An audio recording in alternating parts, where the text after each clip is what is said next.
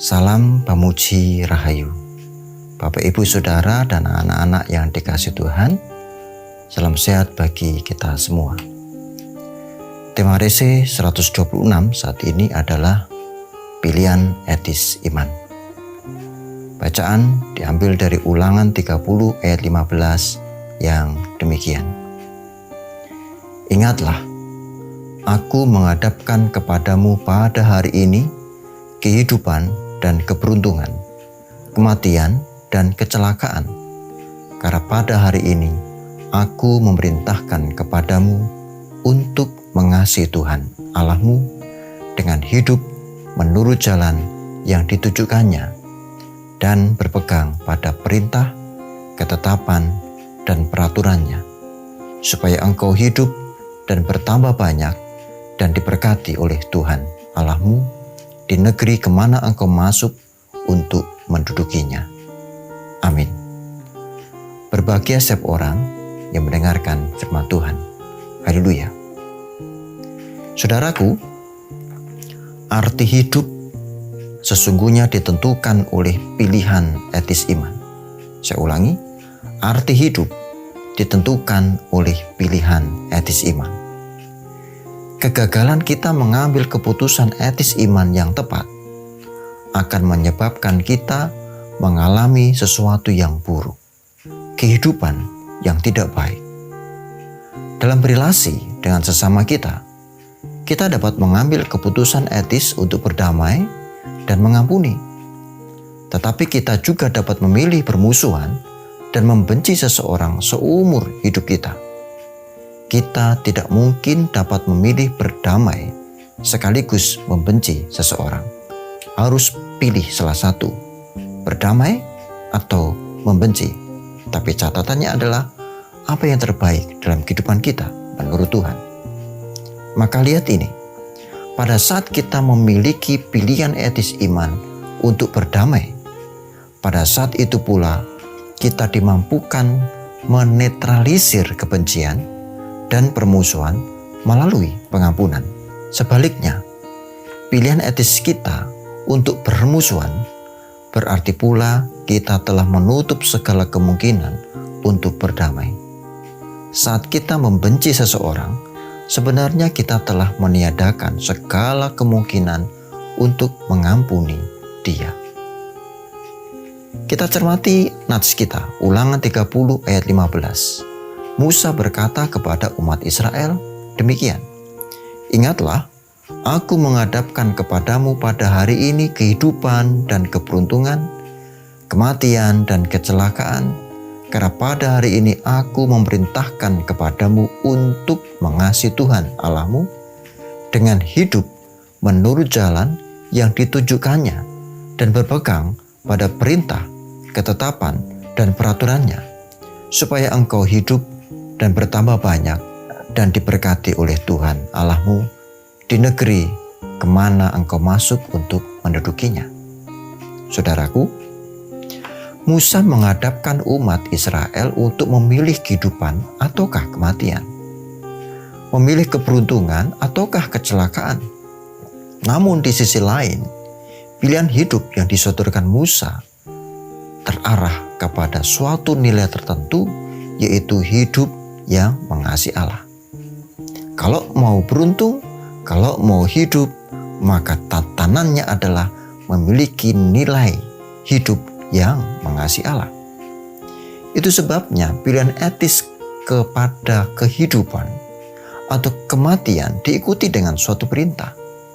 Musa memerintahkan umat Israel untuk mengasihi Tuhan Allah dengan hidup menurut jalan yang ditunjukkannya dan berpegang kepada perintah serta ketetapan Tuhan.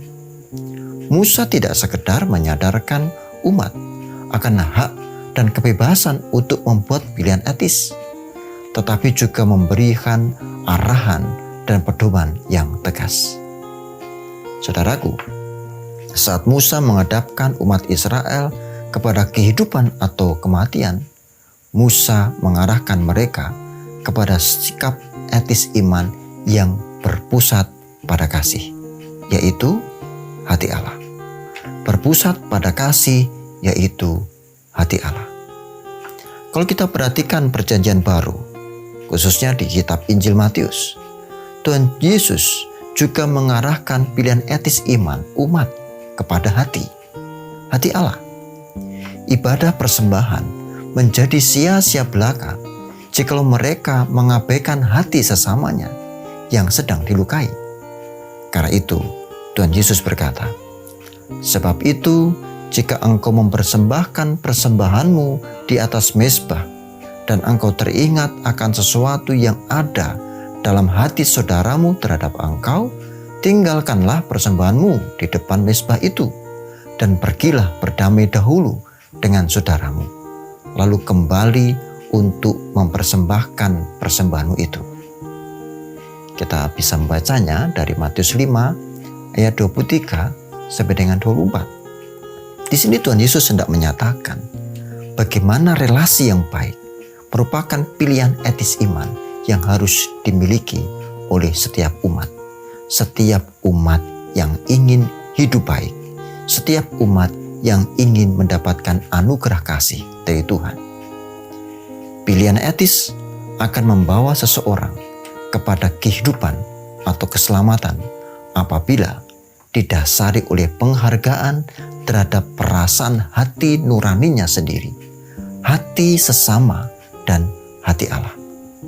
Pilihan etis iman yang berpusat kepada hati akan memampukan seseorang untuk hidup sebagai manusia rohani. Saudaraku, dengan demikian, pilihan etis iman bukanlah tujuan. Pilihan etis iman merupakan cara hidup yang dipilih seseorang secara sadar dan bebas untuk mencapai suatu tujuan tertentu. Tujuan tersebut adalah menjadi manusia rohani yang dewasa dalam Kristus. Dengan demikian, apapun pilihan etis iman kita, tetapi realitanya tidak mampu membawa kita kepada manusia rohani yang dewasa dalam Kristus, maka pilihan etis kita tidaklah benar. Yang benar adalah pilihan etis itu membawa kita menjadi manusia rohani yang dewasa dalam Kristus. Saudara, jika tujuan kita adalah kemuliaan Allah, relasi adalah keindahan, pilihan etis iman untuk berdamai adalah keindahan. Seperti bunga dan kupu-kupu, sejatinya keindahan adalah relasi pada keduanya. Amin. Mari kita berdoa. Tuhan, kami mengucap syukur karena Engkau bersama-sama dengan kami pada saat ini, terutama ketika kami belajar tentang pilihan-pilihan di antara banyak hal, dan kami harus memiliki pilihan etis iman yang benar, menjadi manusia rohani yang dewasa di dalam Kristus, yang memperhatikan hati nurani kami, yang memperhatikan hati sesama kami, bahkan hati Tuhan. Ajari kami ya Bapa untuk tetap setia dan senantiasa bersamamu. Kami ingin melanjutkan hidup kami, bersamalah dengan kami, ya Allah.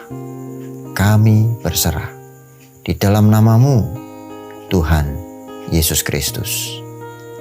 Amin. Salam kelujengan.